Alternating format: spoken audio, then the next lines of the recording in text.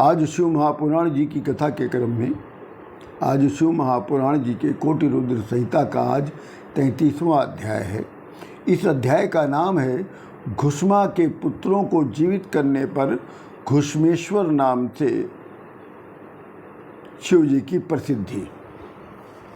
सुदेहा ने जब अपनी बहन घुष्मा के पुत्र को देखा तो उसे बहुत दुख हुआ, जबकि पुत्र के लिए ही उसने अपने पति सुदेहा से अपनी छोटी बहन का विवाह कराया।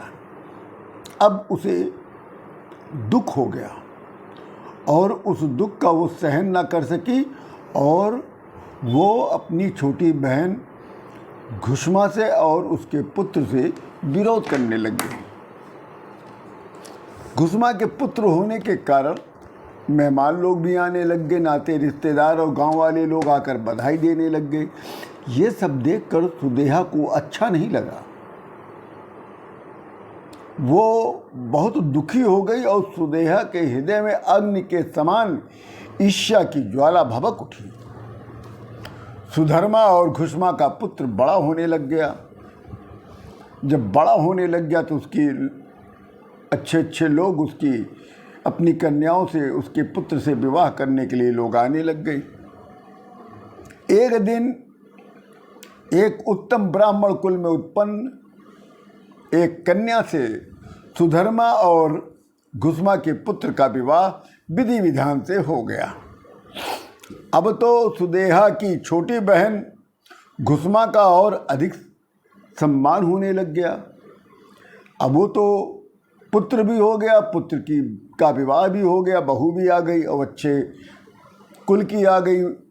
अब तो घुष्मा का मान सम्मान और बढ़ गया। अब सुदेहा को अपनी छोटी बहन के मान सम्मान अधिक मिलने के कारण उसे दुख होने लग गया और वो सुदेहा भीतर ही भीतर वो जलने लग गई, बहुत अधिक दुखी हो गई। सुधर्मा अपने पुत्र तथा पुत्र वधू को लेकर विवाह के बाद जब वो घर लौटा तो उसने अपनी दोनों पत्नियों सुदेहा और घुष्मा को दोनों को मान सम्मान दिया। सुधर्मा में कोई ऐसी बात नहीं थी कि घुष्मा को पुत्र हो गया है तो घुष्मा को अधिक मानना। सुधर्मा अपने दोनों पत्नियों सुदेहा और घुष्मा दोनों को बराबर से मान सम्मान देता था, परंतु सुदेहा को ये मान सम्मान भी अब नहीं अच्छा लग रहा था। घुष्मा ने कहा कि अपनी बड़ी बहन से, हे मेरी बड़ी बहन, मेरा पुत्र और ये मेरी पतोह तुम्हारे ही हैं, मेरे नहीं हैं। घुष्मा के पुत्र और बहू सुदेहा को सबसे अधिक मान सम्मान देते थे, परंतु सुदेहा को ये अच्छा नहीं लगता था और सुधर्मा भी अपनी बड़ी पत्नी का ही मान सम्मान करता था। जैसे सुधर्मा अपनी बड़ी पत्नी का मान सम्मान करता था, वैसे ही घुष्मा का पुत्र और घुष्मा की बहू दोनों सुदेहा को ही मान सम्मान देते थे। तब सुदेहा ने एक दिन क्या किया, क्योंकि उसके हृदय में अग्नि के समान ईर्ष्या भभक उठी थी, तो उसके मन में एक बात आई। उसने सोचा कि मेरे हृदय की अग्नि तभी शांत होगी जब घुष्मा दुखी होकर रो रो कर अश्रुपात कर देगी। इसके अतिरिक्त और कोई दूसरा उपाय नहीं है। इसलिए मैं आज ही मधुर वाणी करने वाले उसके पुत्र को मैं मार डालूंगी और फिर जो होनहार था वो तो होना ही होना है। फिर एक दिन घुष्मा का पुत्र अपनी पत्नी के साथ सोया हुआ था, तभी सुदेहा ने छुरी लेकर रात्रि में उसके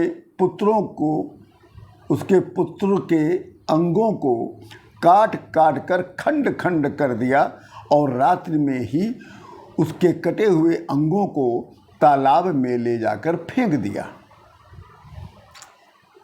इसी स्थान पर, इसी तालाब में घुसमा भी जो नित्य पार्थिव शिवलिंग बनाकर पूजन करती थी, उसी तालाब में विसर्जन भी करती थी। उसी तालाब में सुदेहा ने उसके पुत्र को काट काट कर, खंड खंड करके फेंक दिया और फिर रात में ही घर आकर वो सो गई। प्रातः काल हुआ, सुधर्मा घुसमा अपने अपने शिव पूजन में लग गए और सुदेहा अपने गृह कार्य में लग गई। जब प्रातः काल हुआ और खुसमा की जब बहू सोकर उठी, उसने बगल में अपने पति को नहीं पाया और उसके स्थान पर खून से लथपथ चादर पड़ा हुआ था, पति के कुछ कटे हुए अंग पड़े थे। वो देखकर अवाक रह गई और वो रो रो कर विलाप करने लग गई और अपनी सास घुसमा से कहती है कि हे माते, आपका पुत्र कहाँ गया? उसकी सैया तो केवल खून से लथपथ है, उसके शरीर के कुछ टुकड़े जरूर मिले हैं। हे माता, मैं तो मर गई, मैं तो कहीं की ना रही, पता नहीं किसने ये दुष्ट कर्म किया है। इतना बोलकर घुसमा की बहू रो रो कर दहाड़े मार मार कर विलाप करने लग गई। तभी सुदेहा अंदर से प्रसन्न होते हुए और बाहर से रोते हुए बोली, हाय, ये तो बड़ा शोक उपस्थित हो गया है, मैं तो मर गई। किंतु घुसमा उसका पुत्र का मृत्यु का समाचार, मृत्यु क्या, हत्या का समाचार सुनने के बाद भी घुसमा शिव जी के पार्थिव पूजन में व्यस्त रही और उसे अपने बहू के दुख से किंचित मात्र भी वो विचलित नहीं हुई। उधर सुधर्मा भी, उसका पति भी दुख से विचलित न होते हुए वो शिव पूजन में स्थिर चित्त से वो लगा रहा। पूजन के उपरांत जब मध्याह्न काल आया तो घुसमा उस भयानक शैया को जाकर देखा तो भी उसे दुख नहीं हुआ।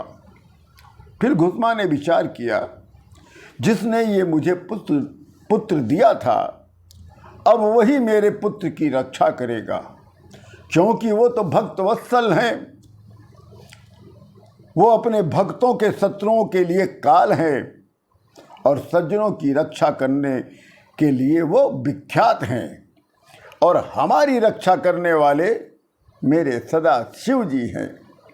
तो चिंता किस बात की, सदा शिव तो मारी के समान हैं और मारी के समान ही प्राणियों का संयोग करते हैं और कभी कभी उन्हें अलग भी कर देते हैं। इस तरह का चिंतन करते हुए घुसमा ने शिव जी का स्मरण कर लिया और फिर पार्थिव शिवलिंग जो उस दिन बनाकर पूजन की थी, उसको विसर्जन करने के लिए सरोवर के पास चली गई, तालाब के पास चली गई। पार्थिव शिवलिंग का विसर्जन करके ज्यों ही घुसमा पलट कर लौटने ही वाली थी, त्यों ही उसने दूर से अपने पुत्र को आते देखा और पुत्र ने जोर से आवाज दिया, हे माता, रुक जाइए, मैं आपसे गले मिलना चाहता हूँ। आपके पुण्य प्रताप से और शंकर भगवान की कृपा से आज मैं जी उठा हूँ। घुसमा अपने पुत्र को जीवित देखकर भी प्रसन्न न हुई। जैसे मरने पर वो दुखी नहीं हुई थी, वैसे वो उसको जीवित देखकर